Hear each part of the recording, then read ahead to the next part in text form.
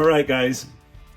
Today I'm going to show you how to replace a socket on a SBT1 wire, or SBT2 is the same. What you're going to do is you can take the broken socket that's right here and you can pull really hard. I personally don't like to do that. What I do is I come in with a pair of pliers, or of what my snips are. I cut the back, pull your garbage, just like that, pull it off. There's your broken one. Come back in here with the new one. Take your holes and line it back up with your socket, or your new socket. Clip it down inside.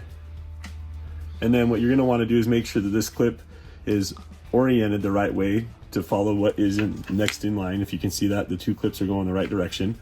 So I don't wanna put it on backwards, I wanna put it on just like the way it's going. And then what we're gonna do is we're gonna use this tool that we make, it's called a socket wrench. And we're going to put the socket in this part of the wrench, just like this. And we're gonna come across, so it should look like just like something like that. And then it clicks in and you are good to go. Put your bolt back in, and just like that, you can replace a socket on a line.